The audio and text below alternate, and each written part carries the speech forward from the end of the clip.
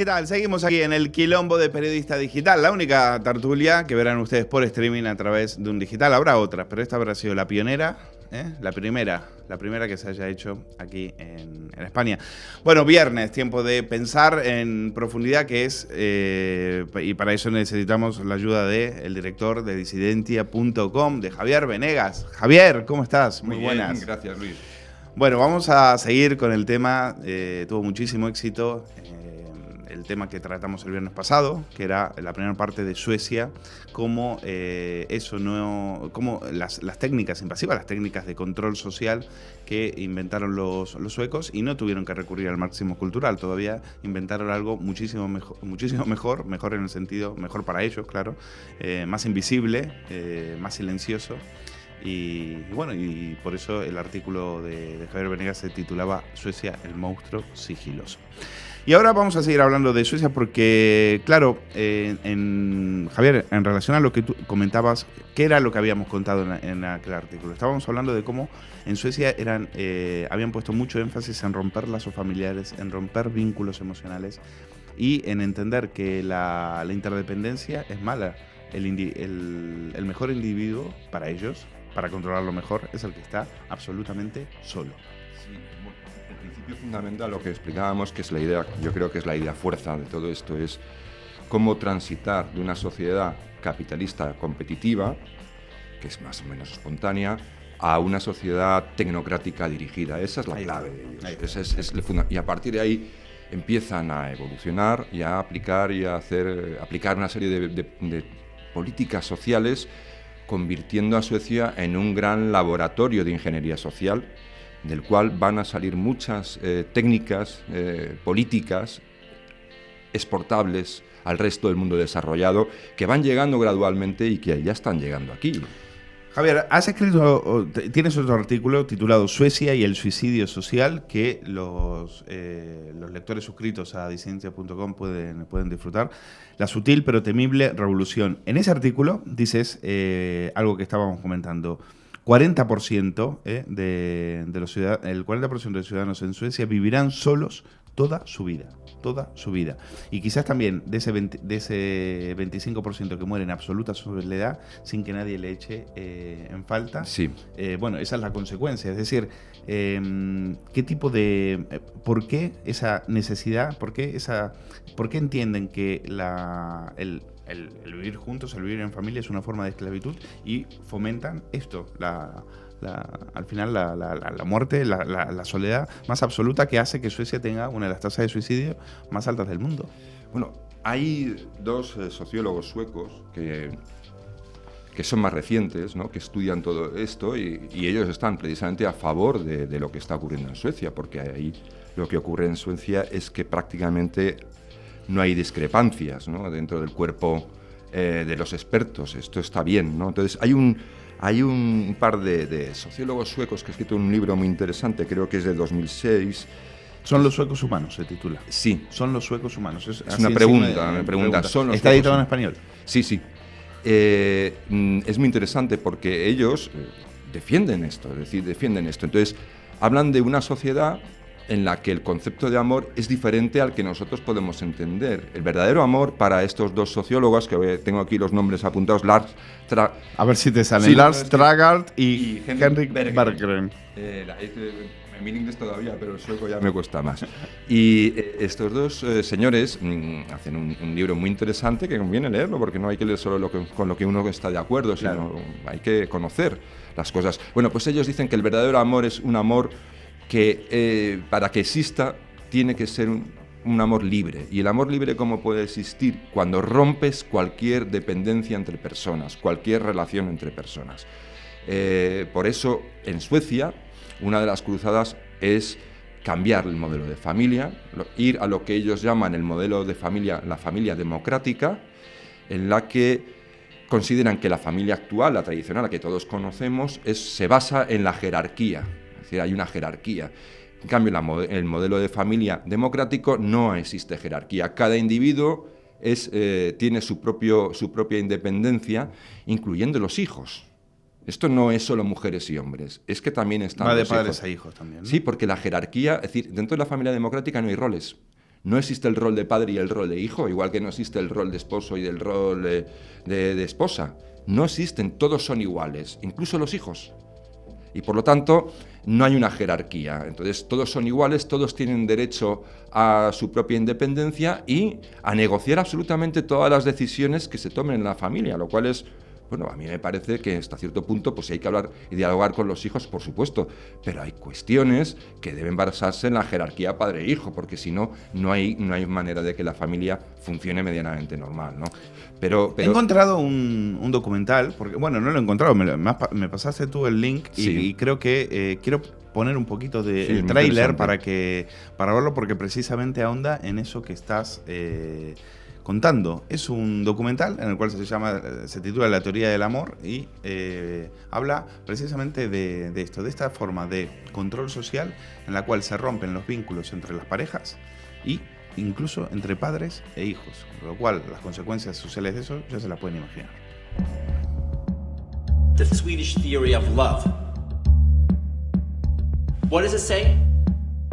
It says that all authentic human relationships have to be based on the fundamental independence between people. Independence between people. Independence strips you of the abilities of social life. Var finns dottern någonstans? De har inte setts på 30 år. Hur kommer det sig att en person har varit 2 år i lägenheten död? So if you look at the upper, right-hand corner, you'll see one little solitary country up there. Extreme, right? Which is Sweden. A society of individuals. A society of individuals. A society of individuals. The Swedish theory of love.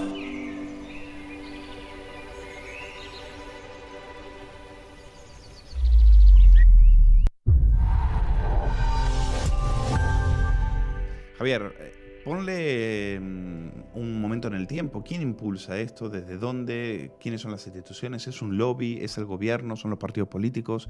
¿Quiénes implementan este tipo de control social? Los expertos. Esto es, en realidad en Suecia, es todo un movimiento que empieza a través de los expertos.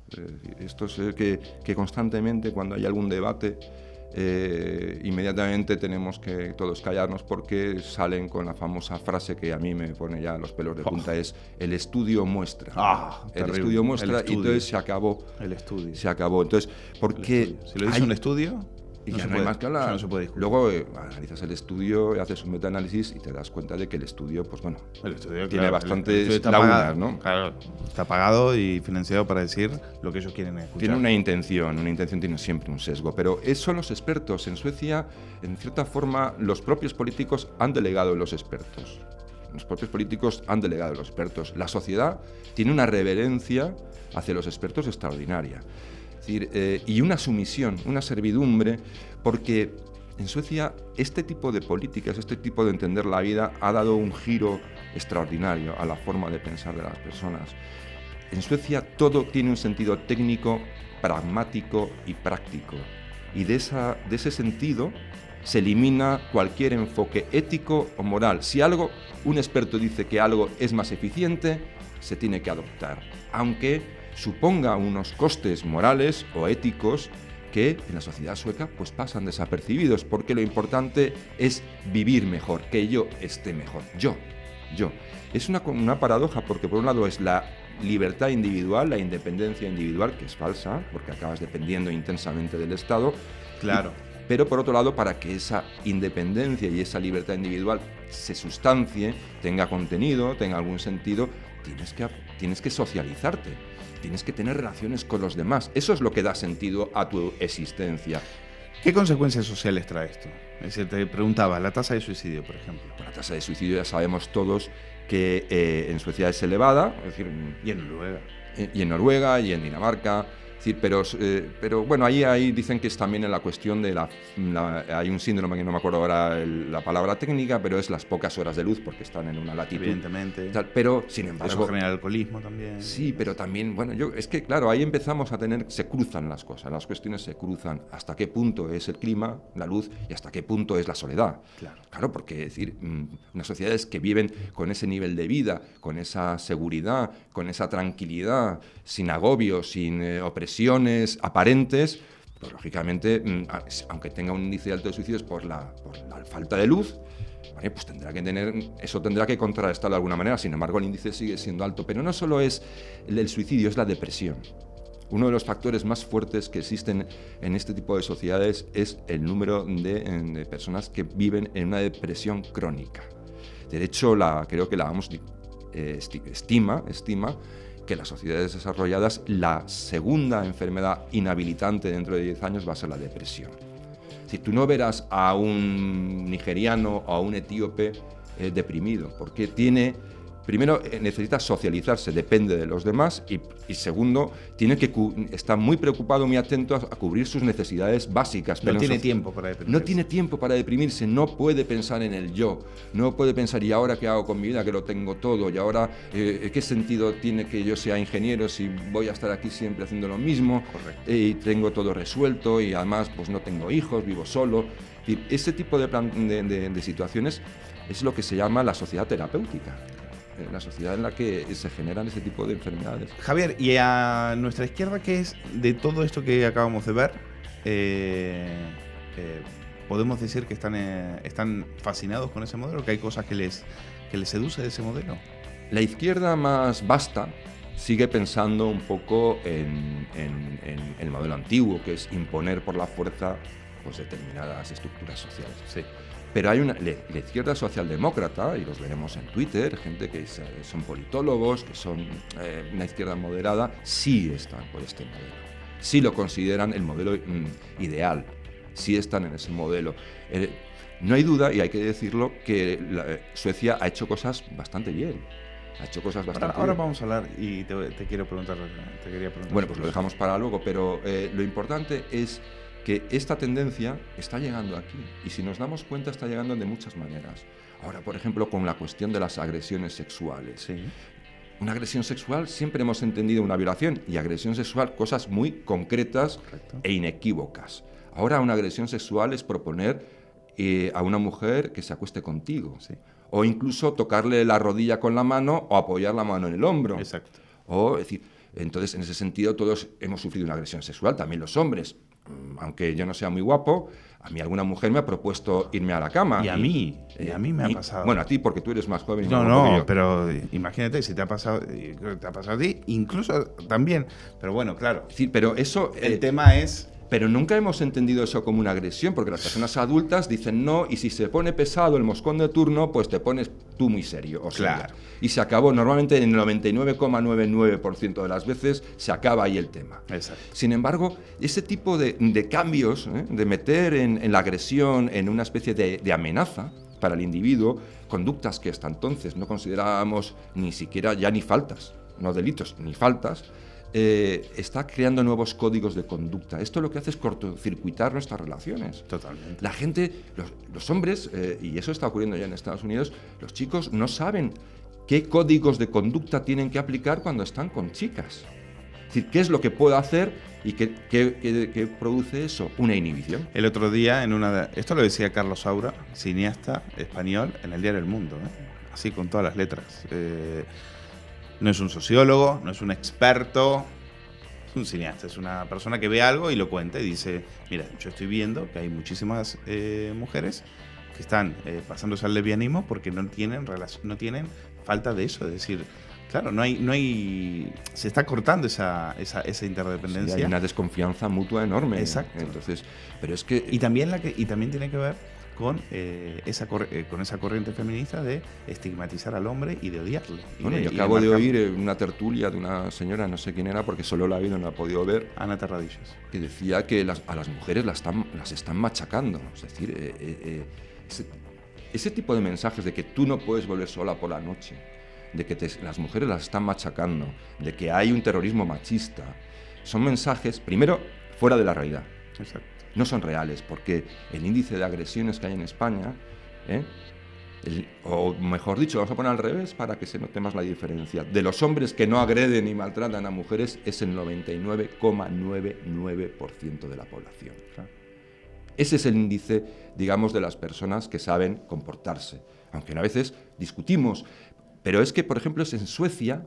Esto se plasma muy bien. Hay una anécdota buenísima de Susan Sontag, la citamos la otra vez, pero sí, que tiene el libro, cultural. yo lo recomiendo, Letters from Sweden, y es extraordinaria, porque ella cuenta que va en un coche con unos suecos a un restaurante.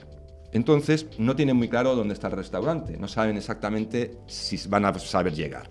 Entonces el conductor dice, yo creo que es 2 calles más y a la derecha. Y entonces otro de los que va en el coche dice, no, son 3 calles más y a la derecha. Entonces el conductor vuelve a decir, muy educadamente y sin ningún tipo de tensión, no, son 2 calles más y a la derecha. Y entonces un cuarto sueco que va en el coche dice, ¿queréis dejar de pelear? Es decir, no hay ninguna pelea. Claro. Es un miedo extraordinario al conflicto. Cuando dejas de socializar, de relacionarte con tus iguales, pierdes un músculo. El músculo de afrontar que la convivencia es algo que requiere un esfuerzo y que requiere también una cierta madurez para no entender que todo es una agresión. Entonces, por eso creamos una generación de ofendidos. Ya nacen ofendidos. Claro, de niños burbuja. Una sociedad que está dentro de una burbuja, como dicen los norteamericanos, pues que hay que caminar como pisando cáscaras de huevo. Exacto. Entonces, esto es así. ¿Por qué? Porque no están socializando. Muchos de ellos son hijos únicos, viven muy arropados por la familia, dentro de lo que cabe, eso es lo menos malo, pero por ejemplo, en el caso del documental que has puesto, que yo recomiendo que se vea, es el caso de la señora que se insemina en su casa con una jeringa que pide a través de internet, que eso en Suecia es algo que cada vez se hace de forma más habitual. Pues imagínate, una señora que se mete en una empresa a través de online y compras tu semen en una jeringa y te inseminas tú sola en tu casa, poniendo debajo de las caderas un almohadón y te inseminas y tal. Y luego, ¿qué le cuentas a tu hijo? Oye, ¿quién es mi papá? Una jeringa, hijo. Exacto. Tu padre es una jeringa. Es una imagen orwelliana. Te quería comentar también porque decíamos, bueno, en Suecia también hay cosas interesantes, pero las cosas que vemos, las cosas interesantes, no son las que nos quiere vender la progresividad. Claro. Es decir, es muy distinto lo que nos venden aquí con lo que realmente está pasando. Y para eso quiero utilizar a alguien que tú conoces, que es Johan Norberg, que es, decíamos en el programa anterior, toda propaganda, toda sociedad tóxica, toda sociedad exportadora de mitos falsos también genera sus propios antídotos. Y Norberg es uno de ellos, es un sueco que permanentemente está recordándole a la izquierda que lo que está diciendo es falso y que Suecia no es la Suecia que ellos pintan. Y para eso se ha apoyado en otro referente periodístico, en este caso John Stossel, que hacen precisamente y se preguntan, ¿qué hay detrás del mito de la Suecia socialdemócrata? Lo vemos. Today, many Americans don't like capitalism. Socialism would be better, they say. Not repressive Russian or Venezuelan socialism, but democratic socialism, like what's practiced in Scandinavia. I think we should look to countries like Denmark, like Sweden. Say, wow, you want to be like Sweden? Kinda. Sounds pretty good. People interviewed in this just-released PBS documentary say America should be more like Sweden. It seems like it's like a place that, like, no problems or something. It is a socialist economy. Volvos and socialized medicine. Volvo is now a Chinese company. Welcome to Stockholm, Sweden. My name is Johan Norberg, and this is where I was born and raised. Johan Norberg made this documentary because he wanted to set the record straight. Sweden is not socialist because the government doesn't own the means of production. To see that, you have to go to Venezuela or to Cuba or North Korea. But we did have a period in the 1970s and 1980s when we had something that resembled socialism, a big government that taxed and spent heavily. And that's the period in Swedish history when our economy was going south. So much so that even socialists complained about the high taxes. Astrid Lindgren, who wrote the very popular children's books, Pippi Longstocking, for instance, she was a social democrat, but she had made a lot of money from her books. She found that she paid 102% in taxes. She wrote this angry essay about a witch who was quite mean and vicious, but not at all as vicious as the Swedish tax authorities. And yet, even though taxes were high, they did not bring in enough money to fund Sweden's welfare state. There were waiting lines to get health care. People couldn't get the pension that they thought that they depended on for the future. At that point, the Swedish population just said, enough, we can't do this. Sweden then reduced government's role.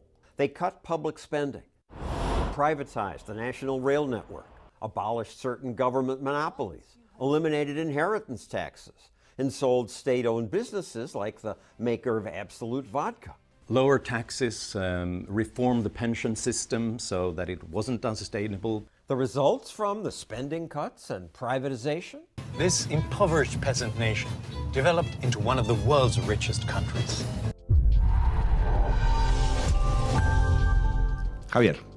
Está muy bien, es decir, es cierto. ¿Pero esto no es lo que nos cuenta la progresía? No, esto no nos lo cuenta la progresía, pero sin embargo la progresía cree en el socialismo democrático, cree en ese socialismo en el que los medios de producción, como decíamos en otro programa, permanecen en manos privadas, pero el control social es del Estado.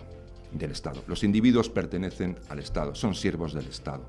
Y esto es lo que quizá pues este señor no dice de las reformas últimas suecas, porque él se refiere a la crisis de los 90 en Suecia. Exacto, es que me parece interesante, Javier, te lo quería comentar, porque efectivamente hay un momento en el cual se dan cuenta de que a través de la economía finalmente no les pueden controlar. Entonces dicen, vamos a dejarlo, vamos a dejar una economía, como tú contabas, en manos privadas, y vamos a expropiarles la mente. Claro, va a ser mucho más sigiloso, mucho más invisible, mucho más silencioso. Por supuesto. Es decir, a través de la ideología de género, a través del feminismo. Sí, pero además aquí podemos tener la idea engañosa de que en Suecia los impuestos no son altos, siguen siendo impuestos bastante altos, más altos que aquí. Es decir, eso es una cuestión, pero bueno, lo por eso Podemos dice, oiga, nosotros pagamos pocos impuestos, en España pagamos pocos impuestos. Claro. Hombre, porque pagamos pocos impuestos, ¿sabes por qué? Porque tenemos un gasto disparado, es decir, el gasto en España ha coronado el $500 million de euros. Pero quiero que veas una segunda parte para que veas quiénes son los que pagan impuestos en Suecia. No son los ricos. Mira, entérate. Here, Sweden is this socialist paradise. We do have a bigger welfare state than the US, higher taxes than the US, but in other areas, when it comes to free markets, when it comes to competition, when it comes to free trade, Sweden is actually more free market. That free market pays for Sweden's big welfare programs. Today, our taxes pay for pensions. You call it social security. For 18-month paid parental leave, government-paid childcare for working families. But having the government manage all of these things didn't work well, so we had to manage it in another way.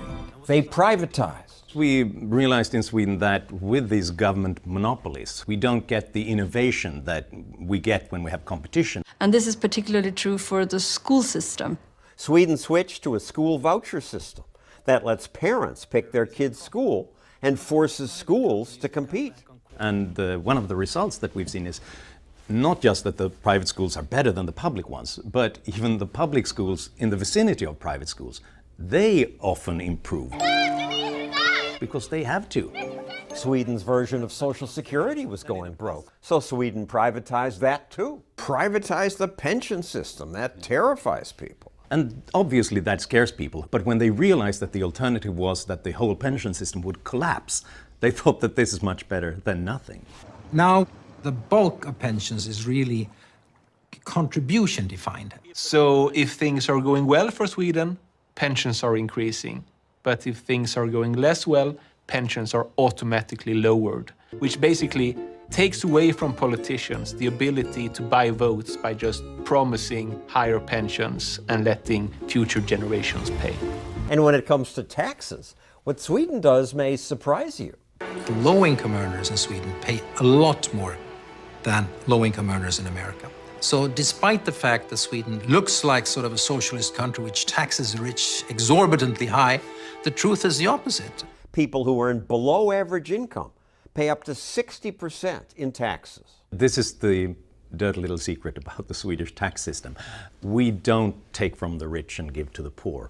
We squeeze the poor because they are loyal taxpayers. Not taking more from the rich. School choice, privatization. Sweden is anything but socialist.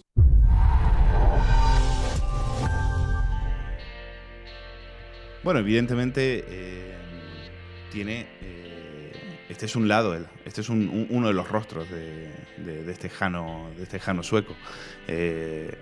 Lo intentaron a través de la economía y no funcionó. Lo que pasa es que esto no lo cuentan. Y luego está el otro rostro de Jano, que es la expropiación de las mentes, que es de lo que venimos hablando aquí en el Quilombo Contigo. Dicen, no, Suecia no es socialista. Bueno, no socialista, económicamente hablando, no lo es. Exacto. De hecho, o sea, económicamente se dieron cuenta que venía, lo dijimos desde el principio, es decir, que dijeron, económicamente lo dejaron los medios de producción en manos privadas. Por ejemplo, tú en Suecia se muere alguien Lo interesante es lo que dicen los ricos, es decir, aquí no vamos contra los ricos, pero como eso, quiere nuestra progresía. Pero eso, claro, así explicado, igual habría que averiguar. Siempre es la clase media y tal la que más impuestos paga en proporción. Sí, pero esa frase de los pobres son los exprimimos a los pobres porque son los contribuyentes más fieles. Claro, pero hablamos también siempre de impuestos como el IRPF. Pero es verdad, a ver, Borg creo que vive en Mónaco. Sí, claro. O sea,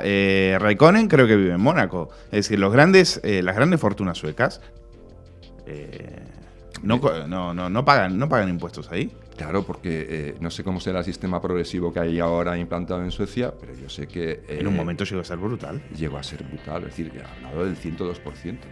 Exacto. Es decir, llegar a cobrarte más de lo que ganas, ¿no? Es decir, claro. Es una cosa como de... Claro, ya me dirás cómo se paga eso. No, pues no sé, no tengo ni idea.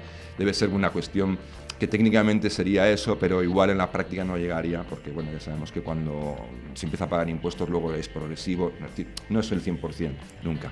Pero bueno, esto no es lo más interesante. Lo interesante es que está muy bien, es decir, lo que hay que copiar de Suecia precisamente son cosas como pues, un libre mercado muy eficiente, una educación eficiente, es decir, una apertura a la iniciativa privada. Eso es lo bueno que hay que copiar. Pero es que en Suecia eso es la parte que a todo el mundo le interesa, sobre todo cuando hacen documentales de si Suecia es socialista o no. Sí, esa es la parte económica. Pero la cuestión está en que, claro, es que todo esto es muy interesante, pero no solo interesante para que la economía vaya bien, es que para que los ingenieros sociales apliquen todos los inventos que se les va ocurriendo, necesitan una economía boyante que les permita sufragar los experimentos que están realizando. Es decir, ¿Cómo puedes de repente pues, tener... O sea, es que te digo una cosa, es que en el año 1970, y no ha cambiado mucho hoy en día, eso no ha cambiado, En 1970, en Suecia, comisiones gubernamentales para estudiar el género y la familia había 72. Ya en los años 70. En los 70. Esto no ha cambiado. Es decir, hay una... Suecia es un país en el que, como digo, los políticos prácticamente han delegado en los tecnócratas y en los expertos, y el público también. Y muchos que nos están viendo, Javier, preguntan, oye, ¿y Greta Thunberg? Porque los suecos son especialistas en crearnos este tipo de figuras, ¿no? Greta, después hay otra chica que está en contra de los aviones para que no volemos, y hay toda una campaña. Sí, la vergüenza de volar, sí. Si viene con una sueca, o sea, es que esta semana veíamos a Greta saludando a Obama, en plan guay. Oye, que tiene mucho poder. Mucho poder. Bueno, detrás de Greta, como ha denunciado The Times, detrás de Greta hay un lobby energético brutal. Es decir, Greta no es un fenómeno espontáneo. Greta es la cara visible de un lobby energético brutal en Suecia. ¿Tú te acuerdas de aquella empresa tan grande, que yo creo que era la más grande que había en el mundo? Amron, el escándalo de la quiebra de Amron, ¿no? Pues el plan estratégico es una empresa energética. El plan estratégico, tú lo coges, el plan estratégico de Amron, y lo miras y lo comparas con las iniciativas para combatir la crisis climática, y es que parece que lo han copiado. Es que han cogido, lo han calcado. Es decir, claro que hay un interés económico, pero vamos a ver, si es que el secretario general de las Naciones Unidas, Guterres, no me acuerdo el nombre, pero Guterres, ha hecho unas declaraciones, una entrevista al diario El País, que es absolutamente de locos, es decir, diciendo que hay más huracanes que nunca, que el nivel del mar está creciendo ahora cuando lleva creciendo aumentando desde que se acabó la glaciación, lleva siglos subiendo el nivel del mar, diciendo que nuestra salud, que vamos a morir todos. Exacto. Es decir, ¿y qué hay que hacer para combatir la crisis climática? Hombre, primero más impuestos. Claro, sí. Y después políticas. Claro. Que van a promocionar determinados negocios. O sea, la izquierda aprovecha, en ese sentido, la verdad que parecen liberales, es decir, ven un problema y aprovechan la oportunidad, ¿no? Claro. Es decir, son entrepreneurs de la ingeniería social. O lo crean, el problema. O lo crean o te lo rentabilizan. Mira, la inmigración ilegal. La inmigración ilegal, lo venimos diciendo aquí, es un negocio. Es un negocio. Mira, Oscar Camps cobrando de Podemos, cobrando de empresas españolas del IBEX, cobrando ¿de dónde más? Ayuntamiento de Podemos, empresas del IBEX, y por supuesto con contacto con las mafias de ahí. Y a más. Luis, a más. Y del independentismo catalán, que me he olvidado, que le dieron un premio. Un salto más. Es decir, y hay una asociación ahora de medios de comunicación, incluso instituciones educativas, que se han unido en una página web, no me acuerdo ahora mismo el nombre, pero hay 300 entidades para exigir políticas ya contra la crisis climática. Ahí está The Guardian, está CBS, están todos. Es decir, ¿por qué te digo a más? Muy sencillo. Cuando tú abres una línea de negocio global, todos se benefician. Es decir, cuando tú estás haciendo campaña contra el cambio climático en un país cuyo gobierno está presionado a implementar políticas, quiera o no, para combatir ese supuesto fin del mundo, lógicamente entras en una línea de negocio que vas a recibir tu parte de ese pastel, porque vas a recibir publicidad, vas a recibir, sobre todo, si te has dado cuenta, mucha prensa progresista ha convertido el feminismo y el ecologismo en líneas de negocio que les llenan las páginas de lectores. ¿Te parece que ese tema lo dejamos para más adelante? Traficar con miedo, se llama eso. Traficar con miedo y ganar, por supuesto, muchísimo dinero, metiéndole el miedo a los ciudadanos. Bueno, solo para terminar, una cosa muy interesante. Es decir, hay una palabra en Suecia que es una expresión exclusivamente sueca, que la tengo aquí anotada, que es manistrot, que ¿sabes lo que significa? No tengo ni idea. Harto de las personas. Harto de las personas. Bueno, refleja bien el carácter sueco. Harto de las personas.